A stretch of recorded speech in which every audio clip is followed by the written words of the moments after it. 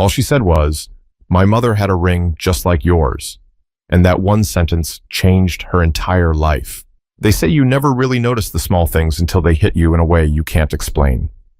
For Janelle Brooks, that moment came on a Wednesday night at the Maplewood Country Club in Columbus, Ohio, right around closing time.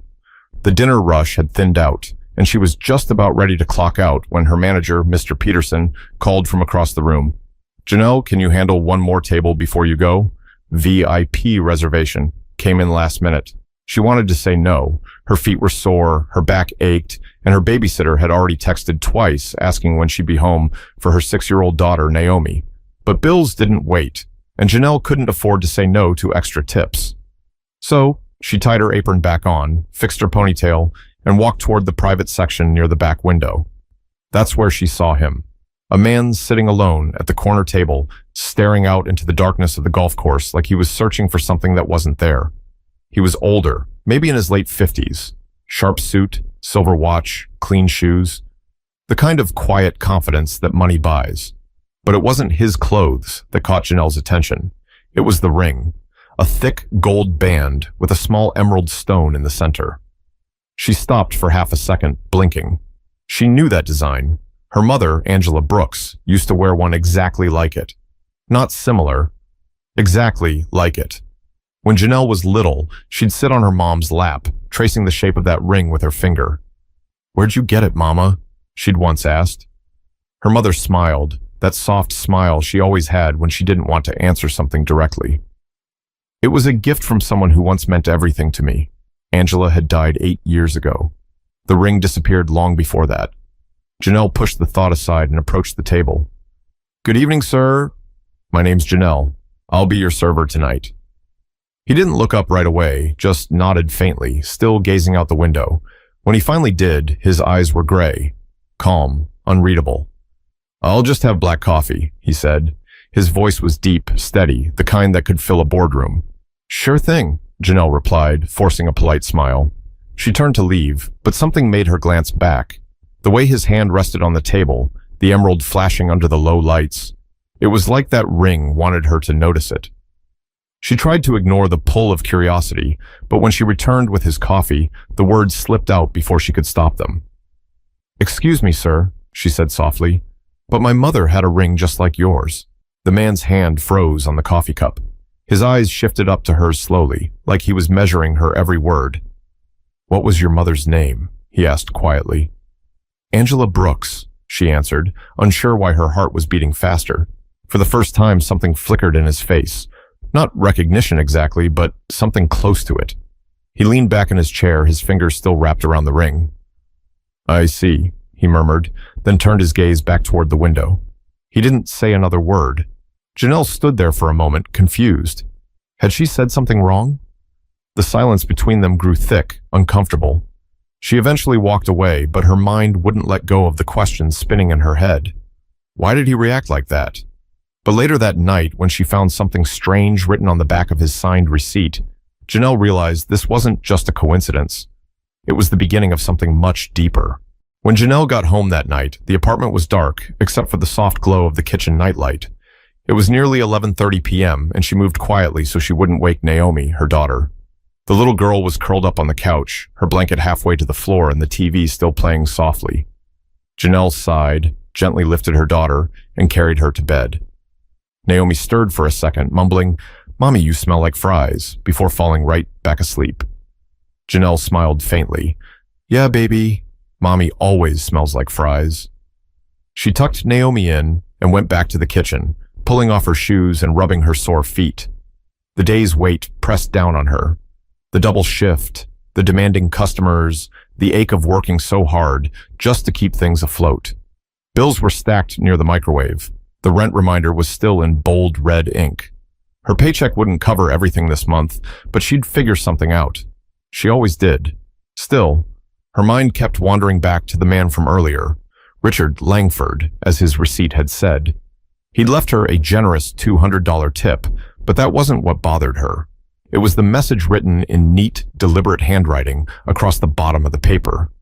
"Tell me more about your mother." No phone number, no signature, just that one line. She'd stared at it for a long time before folding it into her pocket. Now, sitting at the small kitchen table, she unfolded it again, tracing the letters with her finger. What did he mean by that? Why would a billionaire care about her mother, a woman who'd worked at a diner her whole life? Janelle poured herself some orange juice and opened an old photo album from the cabinet, one of the few things she still had from her mom. The pictures were faded, but her mother's smile still shined through. Angela Brooks was beautiful, warm brown eyes, a calm face that could make you feel safe just by looking at her. There was one photo in particular Janelle hadn't noticed before. Her mom was standing in front of a building that looked like an office tower, wearing a cream-colored dress. And beside her, half out of frame, was a man in a dark suit. Only his arm was visible. And on his hand was that same gold ring. Janelle's heart skipped. She looked closer, squinting under the kitchen light. The sleeve of the man's jacket had an embroidered logo, Langford Holdings. Her stomach turned. She'd seen that name before, in the newspapers, on business networks. Langford Holdings was a massive real estate company that owned half of downtown Columbus. The man at the restaurant wasn't just a customer. He was that Langford. Was it possible her mom once knew him?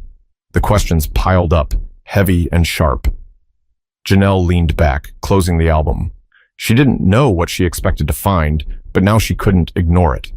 Something connected her family to that man, and he clearly knew more than he was letting on. She decided she'd go back the next day, maybe find out if he was still staying at the hotel next to the country club. Before heading to bed, she checked on Naomi again, brushing a curl from her daughter's forehead.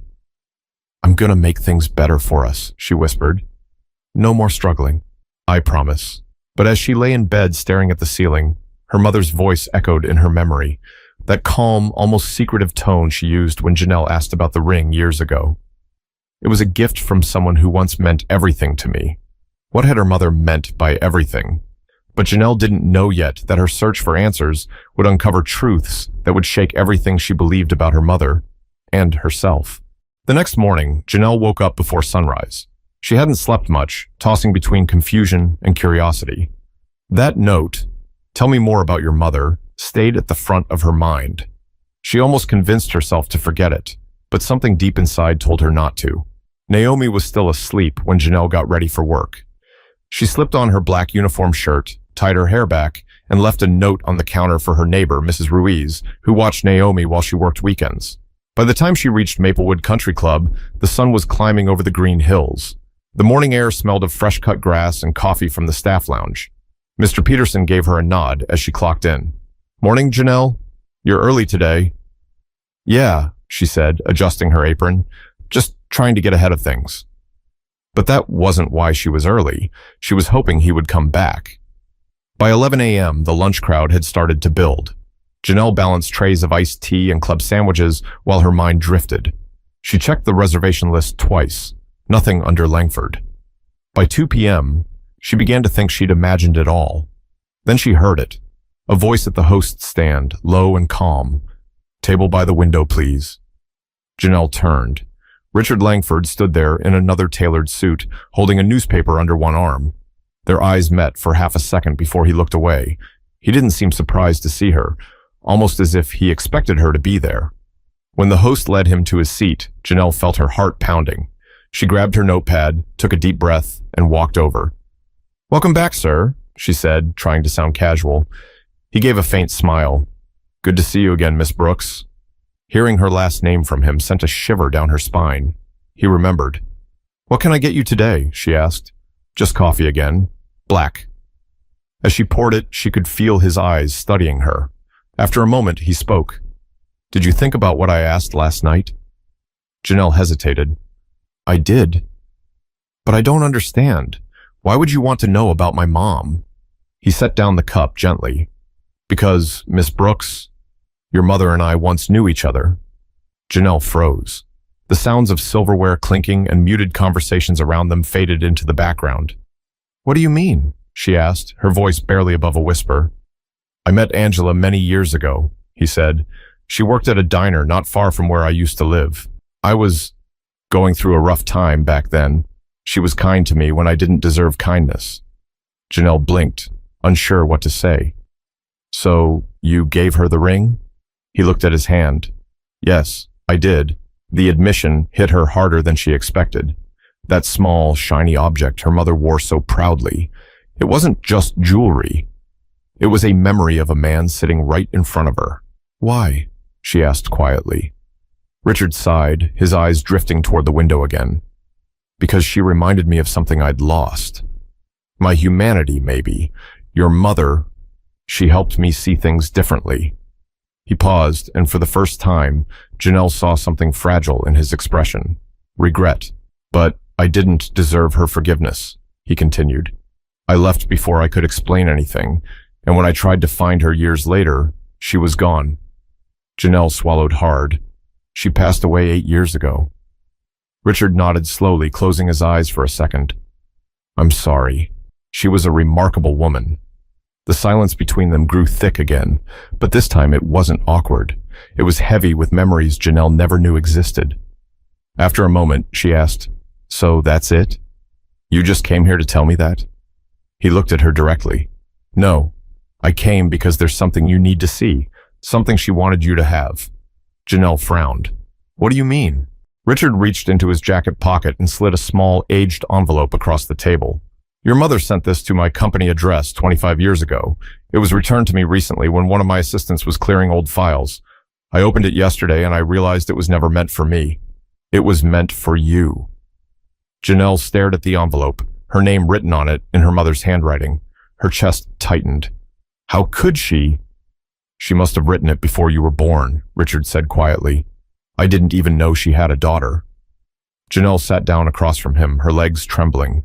She ran her fingers over the paper, the edges yellowed and soft. She wanted to open it right there, but part of her was scared of what it might say. Richard took a slow sip of his coffee. Read it when you're ready, he said, but be careful. The truth doesn't always bring peace. Janelle looked up at him, confused, but before she could speak, his phone buzzed. He glanced at it, muttered something under his breath, and stood up. I have to go. You'll understand soon, Miss Brooks. And just like that, he was gone, leaving her with nothing but a letter that had waited 25 years to be opened. But what Janelle would read inside that envelope would shake her more than she ever imagined, because it didn't just talk about the past. It hinted at something still unfinished. Janelle sat in her car in the restaurant's parking lot for almost an hour, the envelope resting on her lap. Her hands kept brushing over it, but she couldn't bring herself to open it. Her mother's handwriting, looped and careful, felt like it was speaking from another lifetime. Finally, she tore it open. Inside was a folded letter written on thin cream paper. The ink had faded a little, but every word was clear. My sweet girl, if you ever find this, it means the truth has reached you in its own time. There are things about my past I never wanted to burden you with.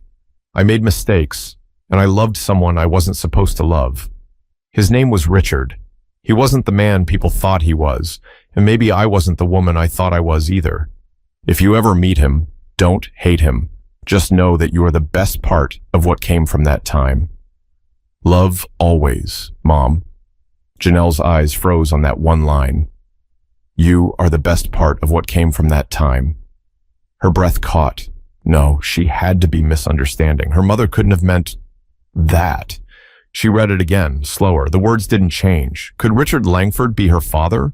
Her heart raced so hard she had to grab the steering wheel just to steady herself. A part of her wanted to laugh. It sounded too wild to be real. But another part of her, deep down, already knew it was true. The ring, the reaction, the letter, it all fit too perfectly. She pulled out her phone and stared at the search bar for a long time before typing, Richard Langford Columbus biography. Articles filled the screen, pictures of him at charity galas, board meetings, and ribbon-cutting ceremonies. He looked the same as he had that night, composed, confident, untouchable. But one headline caught her attention. Billionaire Richard Langford donates to foster care initiative after admitting to personal loss. She clicked it. The article quoted him saying, "There are mistakes you can't undo, only acknowledge." That was it. The missing piece clicked into place. The man she served coffee to might have been her father all along. But she wasn't ready to believe it completely. Not yet. She needed proof. The next day, she called the country club's receptionist, pretending to confirm a catering order, just to ask if Mr. Langford was still in town. The woman told her he was staying at the Marriott on East Broad Street, likely until the end of the week. That was all Janelle needed to hear. After work, she drove straight there. Her nerves buzzed as she stood in the hotel lobby, clutching the letter in her purse. She almost turned around twice. What was she even going to say? "Hi, I think you're my dad?" Before she could decide, the elevator doors opened, and there he was. Richard stepped out, phone to his ear, giving orders to someone on the other end. But when he saw her, he stopped mid-sentence. His expression softened, and he ended the call immediately. "Miss Brooks," he said, his voice low. "You read it, didn't you?" Janelle swallowed hard. "You knew, didn't you?" He looked away for a moment before answering. "I suspected. I didn't want to believe it until I saw you again." She took a step closer. "Why didn't you tell me yesterday?" "Because I wasn't sure how to," he said quietly. "Your mother and we had something real, but it was complicated. She left before I even knew she was pregnant. I spent years searching for her, and when I finally found where she'd lived, it was too late." Janelle's voice trembled. "So what am I supposed to do with that? Just accept it?" Richard looked at her for a long moment, his face tight with emotion. "You don't have to accept me. But you deserve to know where you come from." Tears filled her eyes before she could stop them. "You had everything," she said bitterly. "Money, power, comfort. Meanwhile, my mom worked 2 jobs just to feed me. You could have been there." His voice cracked. "If I'd known, I would have been." "You have every right to hate me, Janelle." For a moment, neither of them spoke. The air between them felt heavy, too full of words neither knew how to say. But Janelle didn't realize that this confrontation was only the beginning, because what Richard was about to confess next would change the story of her mother's death forever. Janelle couldn't shake the weight of what she'd heard. She spent the next few days running on autopilot, working, picking up Naomi, cooking dinner, going through the motions. But her mind stayed stuck on that night in the hotel lobby. Her mother had loved this man. He'd been searching for her, and yet somehow the truth had been buried for decades. She needed more than words. She needed proof.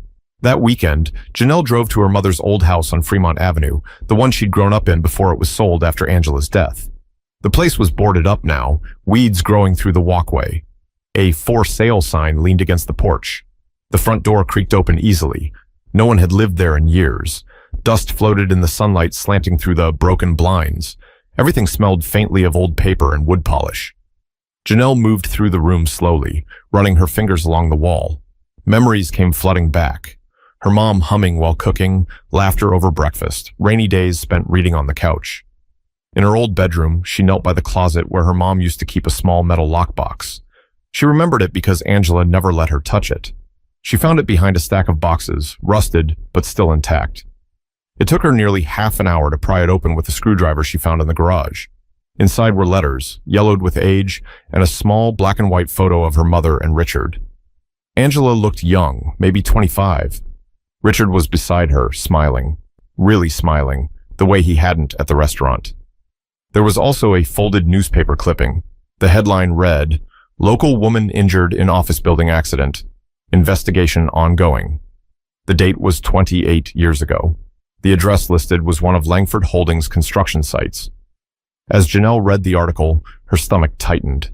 It said Angela Brooks, an administrative assistant, had been hospitalized after an equipment malfunction caused part of the ceiling to collapse. There were claims of negligence, but the company denied responsibility. That was the year before she was born. Her hands trembled as she turned the paper over. In her mother's handwriting were the words, "He said it wasn't his fault, but someone wanted to make sure I stayed quiet." Janelle sat back, stunned. Stayed quiet? About what? The next morning, she drove back to the Marriott, hoping to see Richard again. He wasn't there. The front desk clerk told her he'd checked out late last night. "Did he say where he was going?" Janelle asked. The woman shook her head. "No, but he left this envelope for you." Another envelope. Inside was a short letter and a small silver key.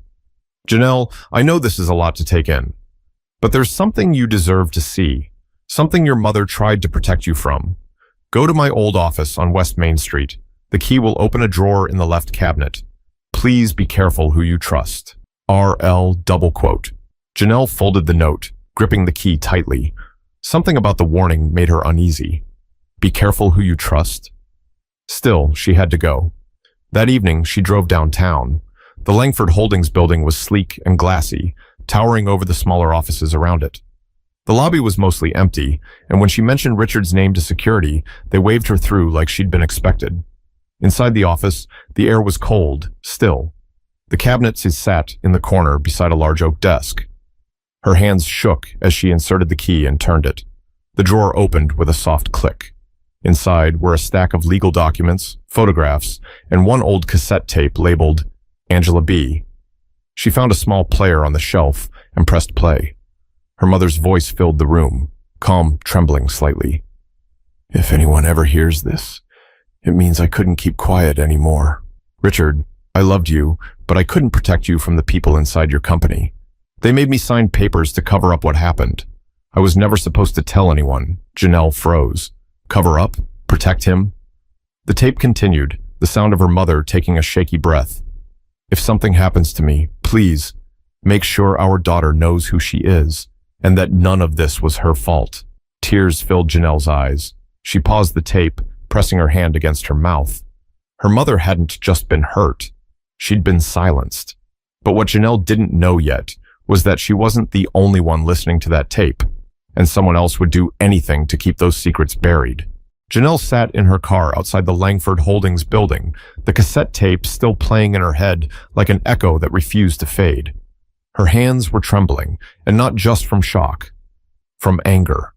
Everything she thought she knew about her mother's life and death had just cracked open. Someone inside Richard's company had hurt her mother. Someone had made sure the truth never came out. And Richard? He'd built his empire on top of that silence. She didn't even notice how hard she was gripping the steering wheel until her knuckles turned white. By the time she reached the Langford estate, a massive property on the edge of Bexley, the sun was slipping low behind the trees. The iron gates were open, like someone had been expecting her. She drove up the long driveway, heart pounding. When she stepped out of her car, a man in a dark suit appeared at the door.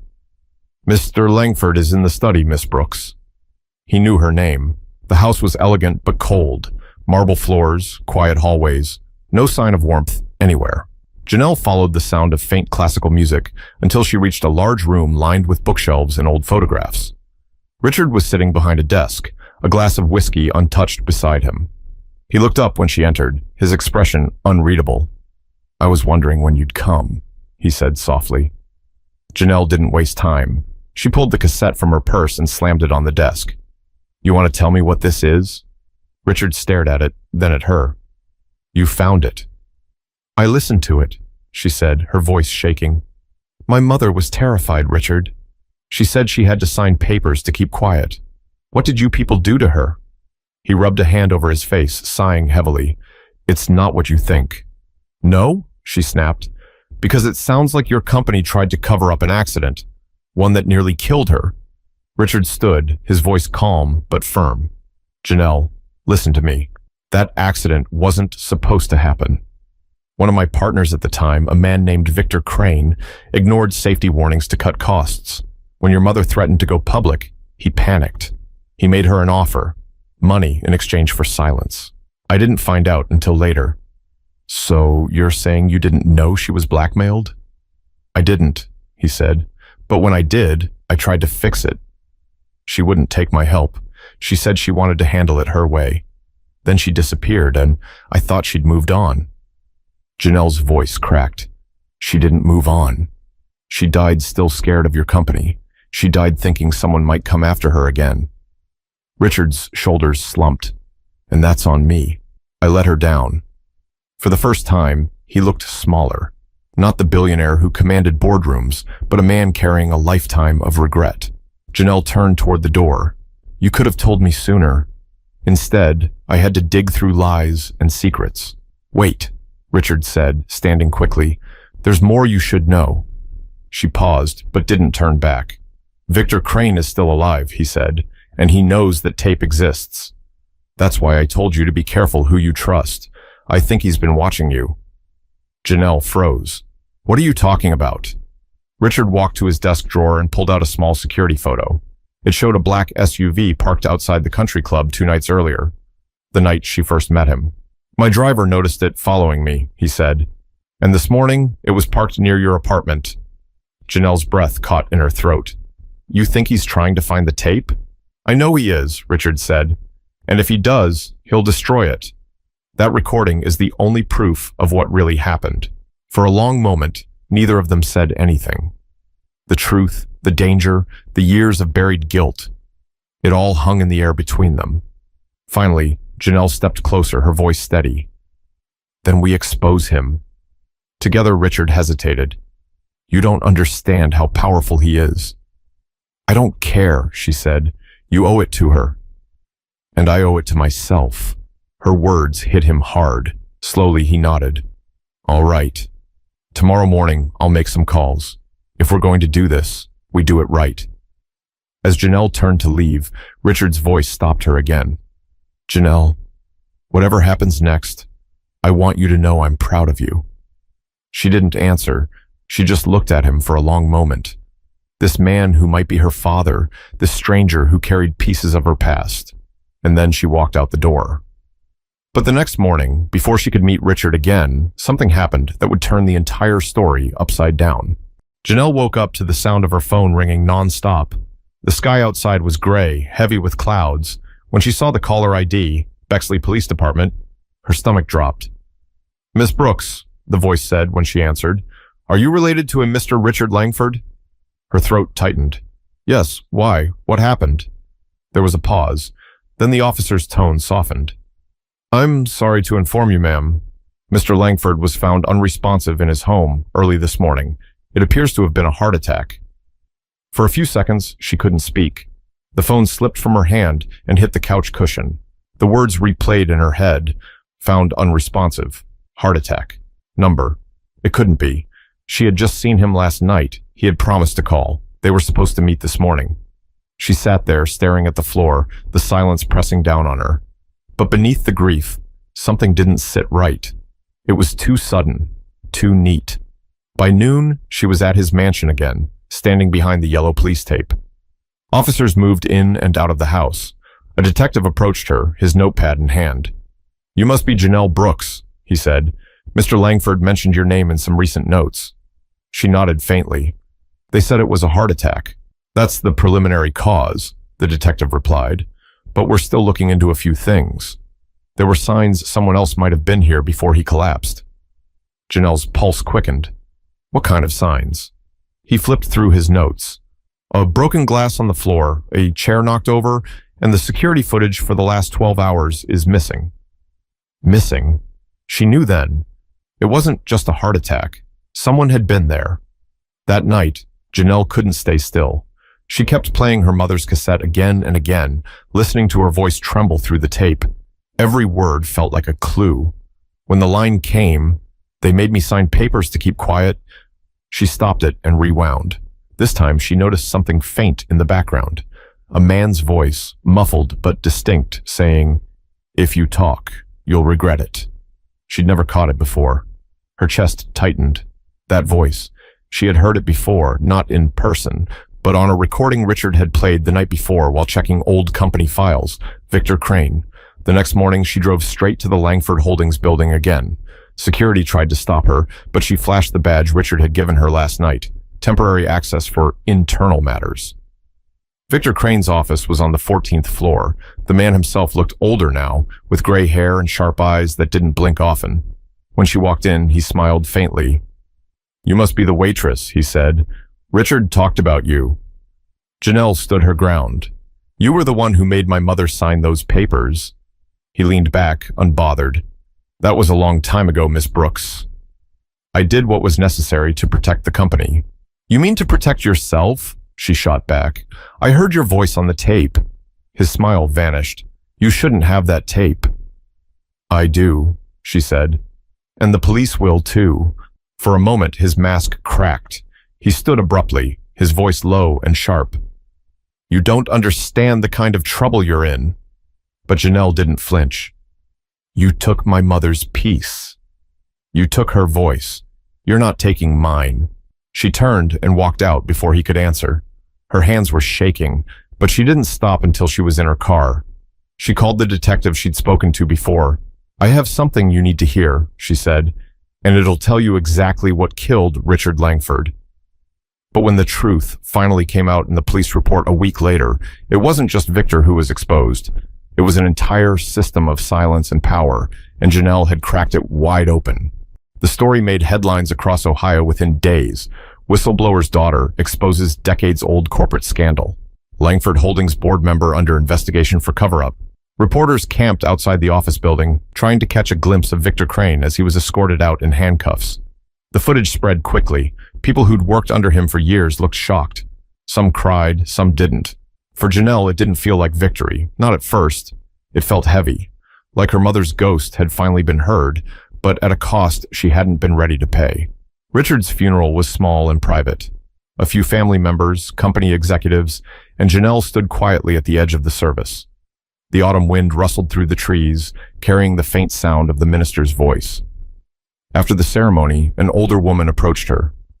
"You're Janelle, aren't you?" she asked softly. "Richard talked about you in his last days. He said meeting you was the first time in years he'd felt forgiven." Janelle didn't know how to respond. She just nodded, tears pressing at her eyes. Later that evening, back at her apartment, she sat with Naomi on the couch. Her daughter rested her head against her shoulder. "Mommy, are you sad?" Naomi asked. Janelle smiled faintly. "A little, yeah, but also proud." Naomi looked up at her. "Because you told the truth?" "Yeah," Janelle whispered, "because we told the truth." For the first time in years, the apartment didn't feel so small. It felt like it had space for peace to settle in. The bills were still there, life would still be hard, but something deep inside her had shifted. She wasn't just surviving anymore, she was healing. 2 weeks later, she received a letter from a law firm representing Richard's estate. It was short and simple. He'd left her part of his shares in the company, enough to secure Naomi's future. Janelle folded the letter, tears welling again. But this time, they weren't from pain. They were from gratitude.